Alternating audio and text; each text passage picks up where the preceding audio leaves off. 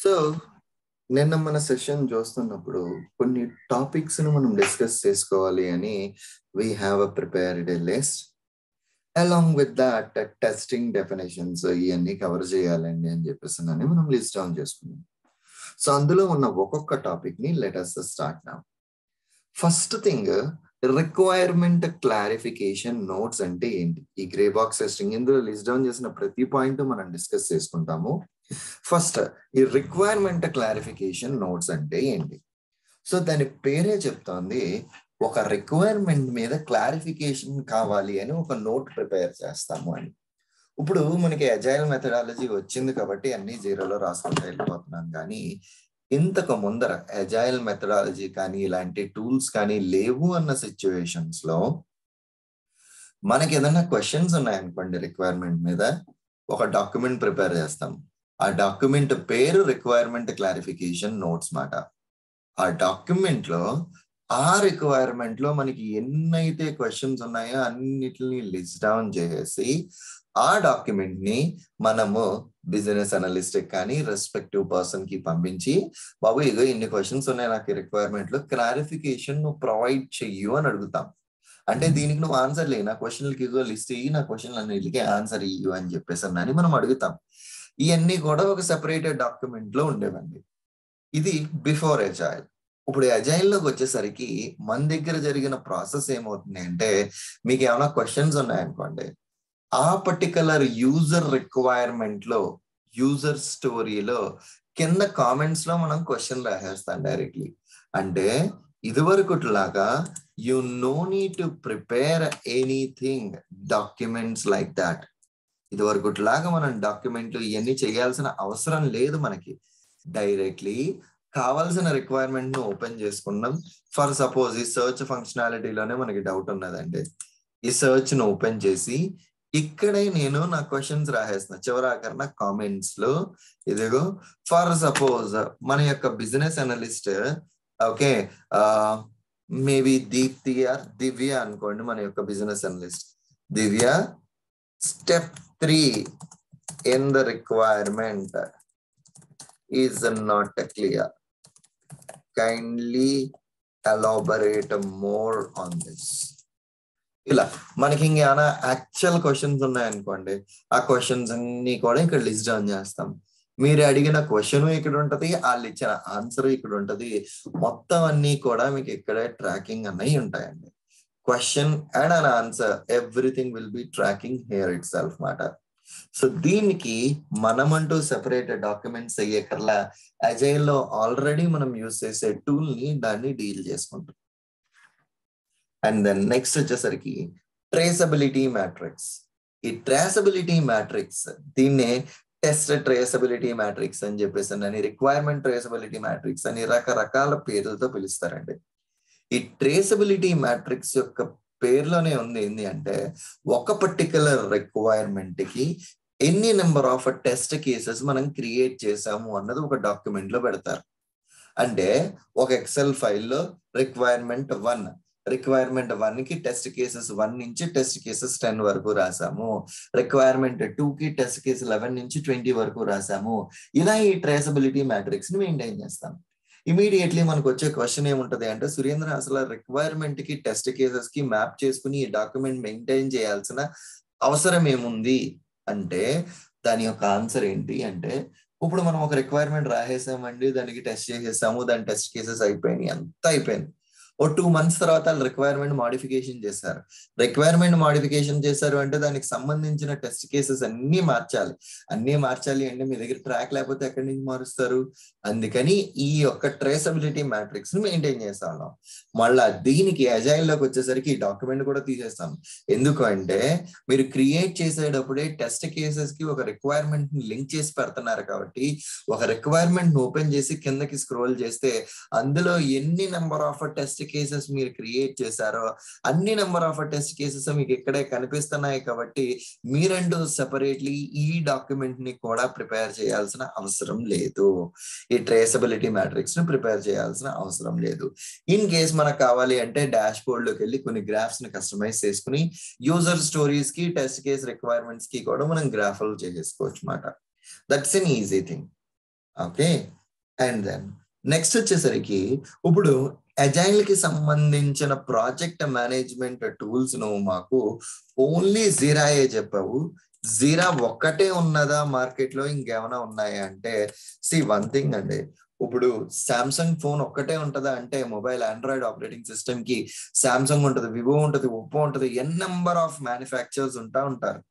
Ultimately మన యొక్క requirement కి తగ్గట్టుగా మనం ఫోన్ ఎట్లాగైతే పర్చేస్ చేసుకుంటామో the similar way depending on an organisation needs, budget, అన్ని ఫ్యాక్టర్స్ చూస్ చేసుకుని ఒక పర్టికులర్ దానికి లైసెన్స్ తీసుకుంటా ఉంటారు. అందులో ఎక్కువగా తీసుకునేది జీరా అండి. ఈ మధ్యకాలంలో కొన్ని ప్రాజెక్ట్స్ వర్జన్ 1 కూడా తీసుకుంటాయి. ఇక్కడ 2 రకాల టూల్స్ ఉంటాయండి. ఒకటి ప్రాజెక్ట్ మేనేజ్మెంట్ టూల్, రెండోది టెస్ట్ మేనేజ్మెంట్ టూల్. ప్రాజెక్ట్ కి సంబంధించిన మొత్తం యాక్టివిటీస్ అన్ని అందులో మేనేజ్ చేస్తారు కాబట్టి ప్రాజెక్ట్ మేనేజ్మెంట్. టెస్టింగ్ కి సంబంధించిన ప్రతి యాక్టివిటీ అందులో మెయింటైన్ చేస్తాం కాబట్టి test management tool. 2 tools. So ఈ బగ్జిల్లా అన్నది బగ్స్ ని ఎఫెక్టివ్ గా మీరు ట్రాక్ చేసుకోవడానికి, వాటిని మెయింటైన్ చేయడానికి ఉంటది.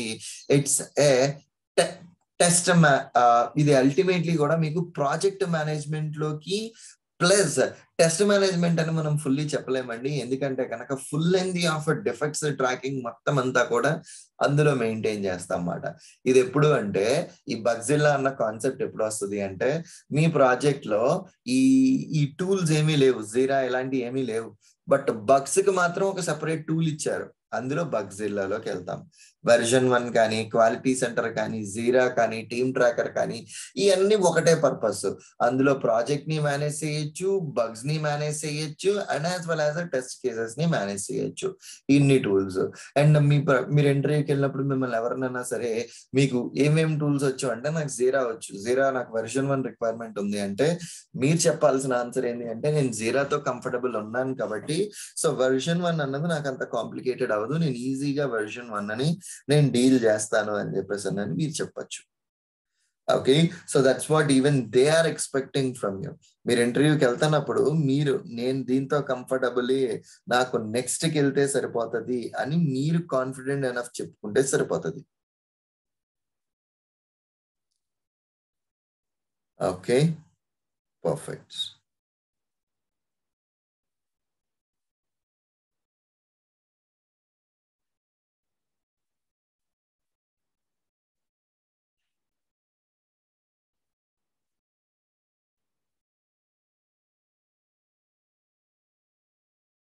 Okay, done the deal. Any questions? Any questions, Andy?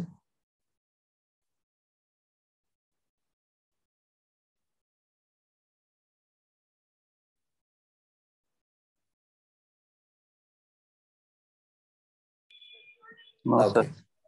Good enough. Done the deal.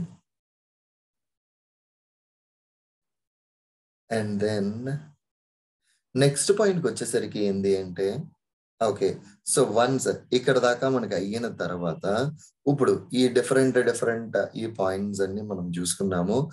And then next పాయింట్కి వచ్చేసరికి ఏంటి అంటే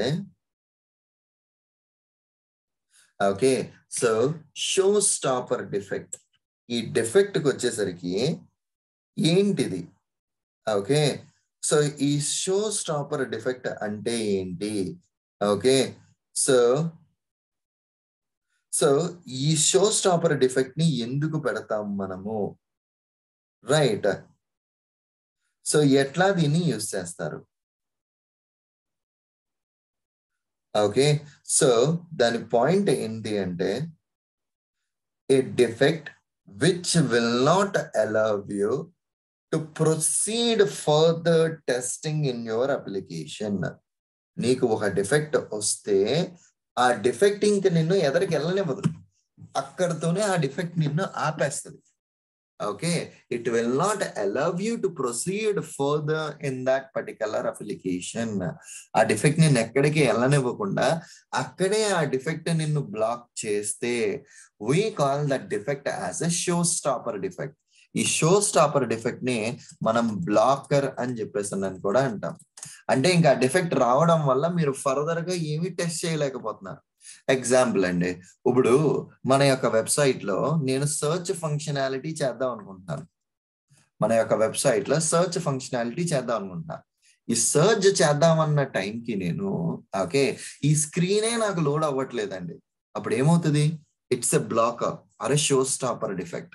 సో ఈ బ్లాకర్ వల్ల మనం చాలా ఎక్కువ టైం వేస్ట్ అవుతుంది until they resolve it. Normal వేరే వేరే డిఫెక్ట్స్ ఏమైనా వచ్చినాయి అనుకోండి, ఆ డిఫెక్ట్స్ అన్నిటిని మనం ఒక్కొక్కటి ఏదో ఒక స్టెప్ బై స్టెప్ లో మనం ఎదరికెళ్ళొచ్చు. కానీ ఇట్లాంటి బ్లాకర్స్ అవి వచ్చినప్పుడు మనం ఎదరికెళ్ళలేము. సో ఖచ్చితంగా మనం ఆ బ్లాకర్స్ అన్నిటిని రిజాల్వ్ చేయాలి మనకి డెవలపర్స్ అందరూ కూడా. Okay, they need to resolve all those issues for us. Any doubts so far? A blocker or a showstopper basically? Okay, perfect. Done the deal. And then once we have a blockers, okay, ఈ blockers గురించి కానీ show stoppers గురించి చెప్పుకున్న తర్వాత SDLC లో pre SDLC activities. Just 1 second. So మనము SDLC చూసాం, right? SDLC లో సాఫ్ట్వేర్ డెవలప్మెంట్ లైఫ్ సైకిల్ చూసాం ఆల్రెడీ, రైట్? అంటే అందులో మనం చూసిన వేరియస్ యాక్టివిటీస్ ఏంది, ప్లానింగ్ అని చెప్పేసి అన్నీ, గ్యాదరింగ్ ఆఫ్ రిక్వైర్మెంట్స్ దగ్గర నుంచి స్టార్ట్ చేసుకుని డెలివరీ అండ్ మెయింటెనెన్స్ వరకు రకరకాల యాక్టివిటీస్ చూసేసాం మనం. దానికంటే ముందర pre SDLC activities, pre SDLC process. అసలు ముందర మన ప్రాజెక్ట్ SDLC లోకి రావాలి అంటే ఏంటి process? First thing, so SDLC లో first sign in. It is a process in which the legal agreement is done between the customer and a development company in such a way that the customer agrees to give the project to the development company, and the project development is done within a specific budget and project to be delivered on some deadline. అంటే ఈ definition ఏం చెప్తుంది అంటే, మనకి అంటే మనది company అండి, మనం అందరం ఒక కంపెనీకి పనిచేస్తున్నాం. మన కంపెనీకి కస్టమర్ కి మధ్య ఒక అగ్రిమెంట్ జరుగుతుంది. ఏంటి అగ్రిమెంట్? ఈ ప్రాజెక్ట్ కాస్ట్ ఎంత అవుతుంది నీకు, ఈ ప్రాజెక్ట్ ఈ టైం లైన్స్ లో నీకు ఇస్తాము. వాళ్ళకి మనకి మధ్యలో ఉన్న మ్యూచువల్ అగ్రిమెంట్స్ అన్నది మనం అందులో లిస్ట్ డౌన్ చేసుకుంటాం. కొంతమంది ఆర్గనైజేషన్స్ లో కొంతమంది ప్రాజెక్ట్స్ మనకి ఏం పెడతారు అంటే కనుక, ఈ లోపల నా ప్రాజెక్ట్ ను కంప్లీట్ చేసి ఇవ్వకపోతే నాకు మొత్తం రిఫండ్ ఇవ్వాలని, లేకపోతే ఇంకా ఎడిషనల్ ఫీచర్స్ చేయాలని, ఇలా ఇలా ఇలా ఇలా చాలా కమిట్మెంట్స్ తీసుకుంటారు. కస్టమర్ కి మనకి జరిగే మధ్యలో ఈ ఒప్పందాన్ని, ఈ ఒప్పంద డిస్కషన్, ఒప్పంద పత్రాన్ని ఈ సైన్ ఇన్ అని చెప్పేసి అని అంటారండి. దెన్ దాని తర్వాత కిక్ ఆఫ్ మీటింగ్ అండి. కిక్ ఆఫ్ మీటింగ్ అంటే కనుక, it's the first meeting conducted soon after the project came with the development company in order to discuss and do the following. అంటే ఈ కిక్ ఆఫ్ మీటింగ్ మొట్టమొదటి meeting మీ కంపెనీలో project approve అయిన తర్వాత చేసింది. ఏం చేస్తారు ఆ కిక్ ఆఫ్ మీటింగ్ లో? ఆ ప్రాజెక్ట్ యొక్క ఓవర్ వ్యూ చెప్తారు. ఆ ప్రాజెక్ట్ ఏంటి, ఓకే, అసలు ఆ ప్రాజెక్ట్ కి టీమ్ సెలక్షన్ క్రైటీరియా ఏంటి, ప్రాజెక్ట్ మేనేజర్ ఎవరు ఉండాలి, టెస్టింగ్ హెడ్స్ ఎవరు ఉండాలి, ప్రాజెక్ట్ ఎట్లా ఫ్లో ఉంటది, ఈ డీటెయిల్స్ అన్ని కూడా మనం అక్కడ ఆ పర్టికులర్ మీటింగ్ లో డిస్కస్ చేస్తాం మనం. That's an important meeting where we will discuss. The participants of this meeting are head of the operations, technical managers and quality managers. ఇలా పెద్ద పెద్ద వాళ్ళందరూ ఈ పర్టికులర్ మీటింగ్స్ లోకి ఇన్వాల్వ్ అవుతారండి. Okay, good. And then next పాయింట్కి వచ్చేసరికి ఏంటి అంటే, వన్స్ ఇక్కడ దాకా అయిపోయిన తర్వాత, okay, once after we are done up to here, then once the project manager is selected, he will release the project initiation note. అంటే ఒక ప్రాజెక్ట్ మేనేజర్ ని మనం ఫైనలైజ్ చేసేసుకున్న తర్వాత ఒక ప్రాజెక్ట్ ఇనిషియేషన్ నోట్ అన్నది కూడా మనం క్రియేట్ చేస్తాం. ఏంటి ప్రాజెక్ట్ ఇనిషియేషన్ నోట్? ఈ ప్రాజెక్ట్ ఇనిషియేషన్ నోట్ ఎట్లా ఉంటది? ఈ డీటెయిల్స్ అన్ని anyways we will see it. Okay, anyways we will see that particular project initiation note. Okay, perfect, done the deal. So ఇప్పుడు ఈ project initiation note means sending an email to the CEO of the development company asking for formal permission to start the project development activities. Once the project manager gets this green signal from the CEO, then the development activities will be geared. See, ఇప్పుడు ఎలా ఉంటుందంటే చిన్న చిన్న కంపెనీలో మనం పనిచేసినప్పుడు resource allocate అవ్వాలి అని, కొంత దానికి సాఫ్ట్వేర్ సెటప్ కావాలని, ఇవన్నీ కావాల్సి వస్తుంది. అప్పుడు ఒక మేనేజర్ అన్న అతను అఫీషియల్లీ అలొకేట్ అయితే, మేనేజర్ నాకు ప్రాజెక్ట్ స్టార్ట్ చేయడానికి అప్రూవల్ కావాలి అన్న పర్టికులర్ సిఇఓ అని అడిగితే, ఆ కన్సర్న్ అథారిటీ పర్సన్ అడిగితే, వాళ్ళు మనకి అప్రూవల్ ఇచ్చిన తర్వాత officially project will be started అండి. Okay, from there officially the project will be started mata. Okay, perfect, done the deal. So itla manam deenni simply create cheskoni we can manage this whole chunk andi. Okay, good enough. Idi about pre-SDLC activities. So before starting this SDLC activities, మొత్తం ఎట్లా ఉంటాయి అన్నది we are going to see here అన్నమాట. Okay, perfect. Any questions so far? Good enough. And then ఈ pre-SDLC అయిన తర్వాత environments. మీకు నేను ఆల్రెడీ చెప్పానండి, ఎన్విరాన్మెంట్స్ అంటే కనుక డెవలపర్ తన యొక్క కోడ్ ని ఒక పర్టికులర్ ఎన్విరాన్మెంట్ లోకి మూవ్ చేస్తాడు. వాళ్ళు మూవ్ చేశారన్నది మనకి ఎట్లా తెలుస్తుంది? Confirmation over the email are the official messenger లో వాళ్ళు మనకి కన్ఫర్మేషన్ ఇస్తారు. ఆ ఇచ్చిన కన్ఫర్మేషన్ లో క్యూఏ ఎన్విరాన్మెంట్ లోకి నేను కోడ్ మూవ్ చేశాను అంటే కనుక క్యూఏ యుఆర్ఎల్ ని బట్టి మనం యాక్సెస్ చేయాలి. So QA URL in the sense www.qagmail.com, www.stagegmail.com, www.devgmail.com. ఇట్లా మనకి first of all they will create a URLs and they will give you access to those particular URLs. And వీటిల్ని మనకి user names, passwords, మనకి తగ్గ credentials ఇస్తే మనం ఆ environment ని యాక్సెస్ చేస్తారన్నమాట. అండ్ ఇక్కడికి వచ్చేసరికి నెక్స్ట్ ఏంది అంటే కొన్ని టెర్మినాలజీస్ డిప్లాయింగ్ లో ఉన్నది, code is being deployed, okay, code deploy అవుతూ ఉన్నది, deployment in process, okay, deployment in process, ఇలా రకరకాల టెర్మినాలజీస్ వాడతారు. ఏంటి అల్టిమేట్లీ డిప్లాయ్మెంట్ అంటే వాళ్ళు రాసిన కోడ్ ని ఈ పర్టికులర్ యుఆర్ఎల్స్ మీదకి హోస్ట్ చేస్తారు. వాళ్ళు అది హోస్ట్ చేసిన తర్వాతే మనం ఆ యుఆర్ఎల్ యాక్సెస్ చేస్తే వాళ్ళు రాసిన ఫంక్షనాలిటీస్ మొత్తం మనం యాక్సెస్ చేయగలం అన్నమాట. So it's an another deployment process. And then types of application లోకి వచ్చేసరికి web application, mobile application and desktop based client and server applications. ఇంతకు ముందర ఈ client and server based applications వాడేవారండి. ఇప్పుడు వెబ్ అప్లికేషన్స్ ఒక 60% వాడుతూ ఉంటుంటే మొబైల్ అప్లికేషన్ డెవలప్మెంట్ అన్నది కొంచెం 40% and more. Slowly people are increasing this particular, okay, slowly people are increasing this particular mobile application developments మాట. అంటే ఇప్పుడు మీరే అబ్జర్వ్ చేస్తే కనుక లాస్ట్ 2-3 years నుంచి ప్రతి దానికి ఒక మొబైల్ యాప్ నేను డౌన్లోడ్ చేసుకుని నా మొబైల్ యాప్ లోనే మొత్తం నేను అన్ని మెయింటైన్ చేసుకుంటా ఉంటున్నా, right? So everything I'm managing in my mobile app it self, right? So ఇక్కడ కూడా మీకు వచ్చేసరికి ఏంది అంటే వెబ్ అప్లికేషన్ సిస్టమ్ లో బ్రౌజర్ లో మనం చేసే అప్లికేషన్స్ ని వెబ్ అప్లికేషన్స్ అంటాం. ఈవెన్ మొబైల్లో మనం బ్రౌజర్ లో చేసినా సరే వెబ్ అప్లికేషన్ అనే అంటాం. మొబైల్ అప్లికేషన్ అంటే ఆండ్రాయిడ్ నుంచి కానీ iOS కానీ, అదే మీ మొబైల్ ఫోన్ లో యాప్ స్టోర్ నుంచి మీరు డౌన్లోడ్ చేసుకునే యాప్స్ ని మనము, ఓకే, యాప్ స్టోర్ నుంచి మనం డౌన్లోడ్ చేసుకునే యాప్స్ ని మొబైల్ యాప్స్ అంటాం. డిపెండింగ్ ఆన్ అ కస్టమర్ నీడ్ల ప్రకారం మన రియల్ వరల్డ్ లో వెబ్ అప్లికేషన్స్ కానీ మొబైల్ అప్లికేషన్స్ కానీ మనం డెవలప్ చేస్తాము, వాటినే మనం టెస్ట్ చేస్తాము. ఈ రెండిట్లకి కూడా ఇంటర్నెట్ అన్నది మ్యాండేటరీ, ఓకే, ఈ రెండిట్లకి కూడా కంప్లీట్ ఇంటర్నెట్ అన్నది మ్యాండేటరీ. ఓవర్ ద ఇంటర్నెట్ మొత్తం మనం ఈ ఫీచర్స్ అన్నిటిని వ్యాలిడేట్ చేసుకుంటాం అన్నమాట. Okay, good enough, done the deal. So these are the various basic concepts that we have. Next session lo complete testing definitions manam chuddam. Okay.